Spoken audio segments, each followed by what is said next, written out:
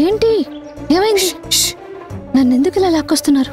చూడు, నువ్వు మీ ఫ్రెండ్ని శకుంతల గురించి అడగాలి. శకుంతల? ఆవిడెవరు? ఆవిడెవరో తెలియకనే కదా నిన్ను అడగమనేది. అక్క స్టోరీలో ఆ క్యారెక్టర్ ఉందా? ఉందో లేదో నువ్వు అడిగితేనే కదనే తెలిసేది. దాన్ని నువ్వు వివరాలు అడుగు. ఆ శకుంతల గురించి తెలుసుకో, మాకు చెప్పు. ఓకే, తప్పకుండా అడుగుతాను. అక్కను పూసుకొచ్చినట్టు అడిగి అక్షరం పొల్లిపోకుండా మీకు చెప్తాను, సరేనా? సరే, జాగ్రత్త. మా పేరు బయటకొచ్చిందో. సరే చెప్తాను, అడుగుతాను.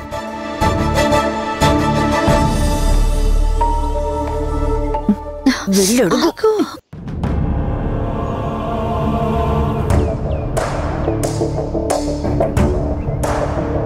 ఏంటక్క, ఎందుకలా ఉన్నావు? నేనిలా డల్గా ఉండడం మామూలే, నువ్వు అడగడం కూడా మామూలే. ఇప్పుడేం గుర్తుకొచ్చింది? బాధపడుతున్నట్టుగా ఉంది నీ మొహం అని అడుగుతున్నా. నా జీవితంలో బాధలకేం కరువే, తలుచుకున్న కొద్దీ వస్తూనే ఉంటాయి. అలా అని తలుచుకోకుండా ఉండలేను, తలుచుకొని భరించను లేను. ఎంత నచ్చ చెప్పుకున్నా అంతర్లీనంగా విచారం నన్ను వెంటాడుతుంది. ఏదో తెలియని బాధ, రిజల్ట్ రాని ఆలోచనలు, తలుచుకుంటే కన్నీళ్లు, తలుచుకోకపోతే గుండె బరివెక్కినట్టుగా అనిపిస్తుంది. తేలికపరుచుకోవడానికైనా నెమరు వేసుకోవాలని అనిపిస్తూ ఉంటుంది. సడన్ గా ఏం జరిగింది? ఎందుకు అంతలా ఫీల్ అవుతున్నావు? ఏదో జరిగిందిలే.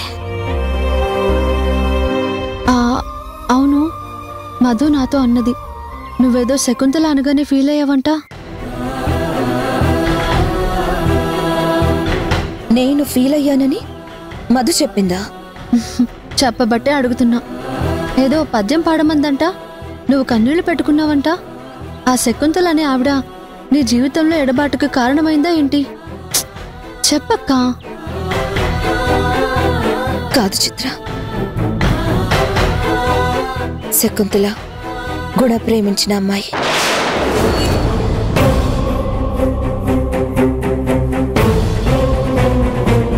అవునా?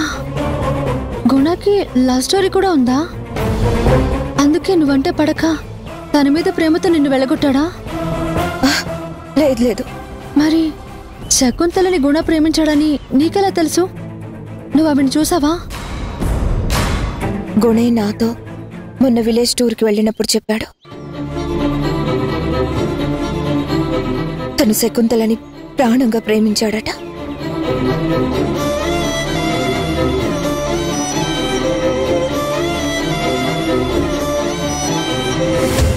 చివరికి ఆ శకుంతల గుణ చేతుల్లోనే చచ్చిపోయిందట.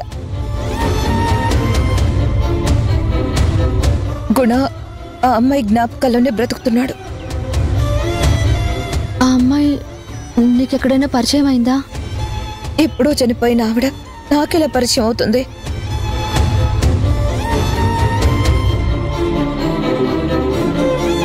అంటే అమ్మని శకుంతలలా చూస్తే నాన్న ఇష్టపడతాడనమాట.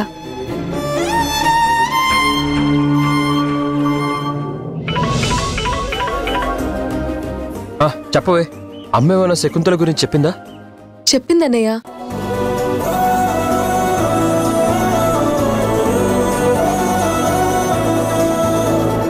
గుడ్, మంచి ఇన్ఫర్మేషన్ చెప్పావే. ఇక అమ్మా నాన్నని కలపడానికి శకుంతలని మనం ప్రయోగించాలి. శకుంతలని ఎంత వాడుకుంటే మనకంత లాభం.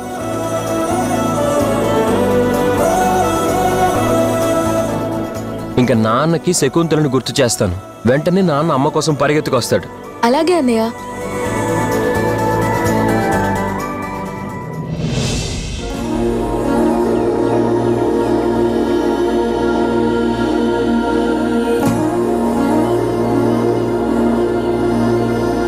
I'm happy daddy. Now I'm very very happy. నువ్వు అమ్మలో నువ్వు ప్రేమించిన మనిషిని చూసుకుంటున్నావంటే ఖచ్చితంగా త్వరలో అమ్మను కూడా నువ్వు మళ్ళీ ప్రేమిస్తావనే నమ్మకం నాకు కలుగుతుంది. త్వరగా నిద్రలే డాడీ. నువ్వు నిద్ర లేవాలి. శకుంతల గారిని తలుచుకోవాలి. అమ్మని ప్రేమించాలి. నేను, నువ్వు, అమ్మ, చెల్లి, తమ్ముడు అందరం కలిసి హ్యాపీ ఫ్యామిలీగా జీవించాలి.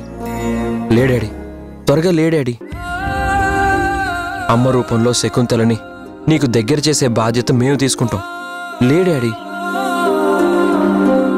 నీ మనసు చాలా మంచిది. ప్రేమకి నువ్వెంత విలువిస్తావో నీ గురించి తెలిసాక ఇప్పుడు అర్థమవుతుంది. అమ్మని ప్రేమించవు, ఖచ్చితంగా అన్యాయం చెయ్యవు. ప్రేమకి ద్రోహం చేయడం నీ తత్వం కాదు.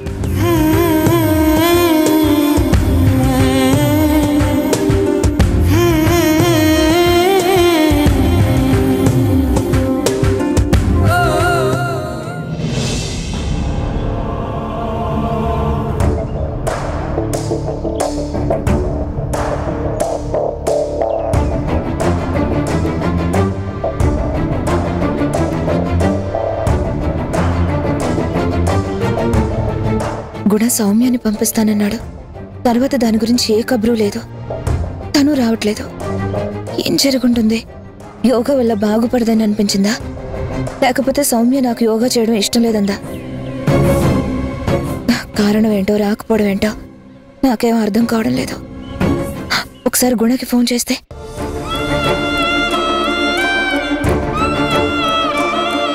వద్దు, ఇప్పుడు ఫోన్ చేస్తే ఆ ఫోన్ సౌమ్య ఎత్తితే లేని పొంచి కాక కొత్త గొడవలకి నాంది పలికినట్టు అవుతుంది.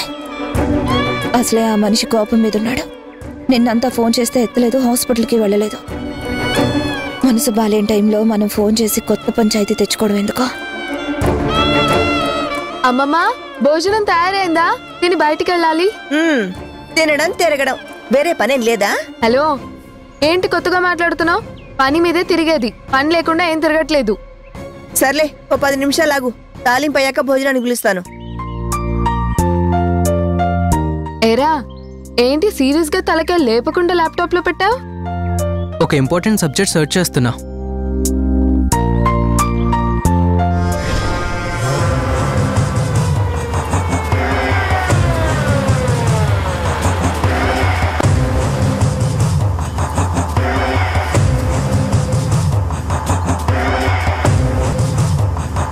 చరణి, ఇవాళ నీ పిల్లల సంగతి, నీ మొగుడి సంగతి తేల్చుకుంటాను.